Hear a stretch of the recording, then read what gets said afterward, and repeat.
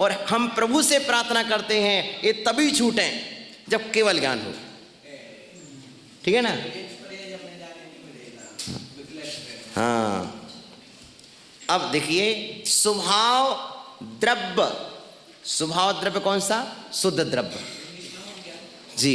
स्वभाव द्रव्य व्यंजन यानी प्रकट, स्वभाव द्रव्य शुद्ध द्रव्य की प्रकट पर्याय, शुद्ध द्रव्य की प्रकट पर्याय। अब समझ में आया? शुद्ध द्रव्य की प्रकट पर्याय। चरम शरीरात किंचिन न्यून सिद्ध पर्याया, चरम शरीर से कुछ कम, जिस शरीर से मोक्ष गए हो उसी शरीर से कुछ कम जो सिद्ध पर्याय है वह स्वभाव द्रव्य व्यंजन पर्याय है। ठीक है ना? एक जीव की स्वभाव गुण व्यंजन पर्याय और देख लो। स्वभाव गुण व्यंजन पर्याया अनंत चतुष्टय रूपा जीवस्य, अनंत चतुष्टय रूपा जीवस्य, ये है आपका स्वभाव, ये है आपका स्वभाव। क्रोध उनको स्वभाव है, गुस्सा उनको स्वभाव है। ऐसा मत कहो, आलाप पद्धति से बोलो। स्वभाव तो उनका निष्ठा है, स्वभाव तो केवल ज्ञान, केवल दर्शन, अनंत सुख, अनंत वीर्य है।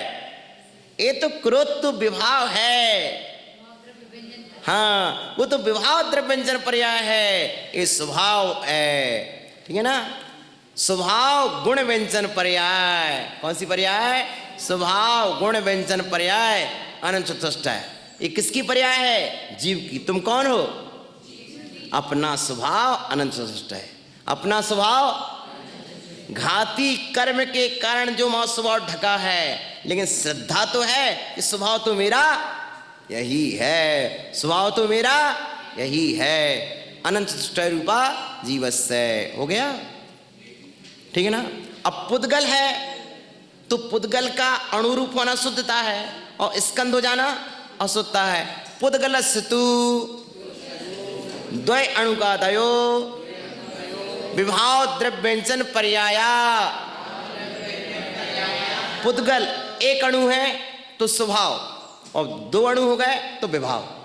दो अणु में लगाए तो विभाव अशुद्ध हो गया, और एक अणु है तो शुद्ध है। तो विभाव द्रव्य व्यंजन क्या हो गया? दो अणु इकट्ठे हो गए। स्कंद होना अशुद्धता, अणुरूप होना शुद्धता। अब देखिए, रस से रसांतर, दूध में नींबू डाल दिया, दूध में शक्कर डाल दी, रसांतर हो गया। रस से रसांतर होना, गंध से गंधता, दूसरे गंध रूप हो जाना, ये उसकी विभाव गुण व्यंजन। विभाव माने अशुद्ध, गुण की प्रकट पर्याय। अशुद्ध गुण की खट्टा आम मीठा हो गया, विभाव गुण व्यंजन पर्याय हो गया। रस से रसांतर, इस तरह से ये बता दिया।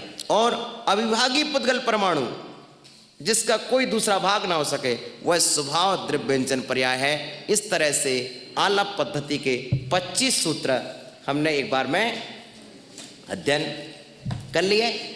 समझ में आया? ऐसा नहीं कोई विषय कठिन हो, विषय बहुत सरल है। समझ में आया सबको? विषय समझ में आया? किसी के कोई प्रश्न, कोई जिज्ञासा?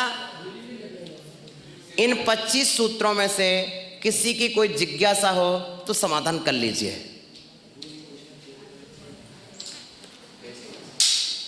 किसी का कोई प्रश्न, जिज्ञासा?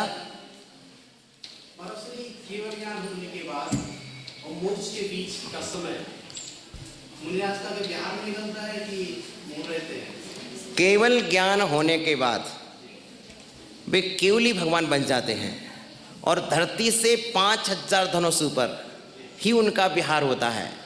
और जब तक योग निरोध नहीं करते हैं तब तक वो बोल भी सकते तीर्थंकर आदि, ठीक है ना, और केवली आदि। मुख केवली नहीं बोलते, बाकी सब बोलते हैं, ठीक है ना। केवली के भेदों में एक मुख केवली भेद होता है, मौन रहने वाले केवली, वे नहीं बोलते, बाकी सब केवली बोलते हैं। और भव्य जीवों का पुण्य होता है तो वाणी खिर जाती है, नहीं होता तो वाणी नहीं खिरती है। इस तरह से ये वाला विषय है, ठीक है ना।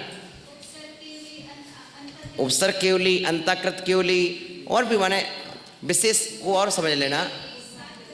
हाँ ठीक है ना, इस तरह। और किसी का प्रश्न? जिनवाणी के ज्ञान ते सूझे लो कालो,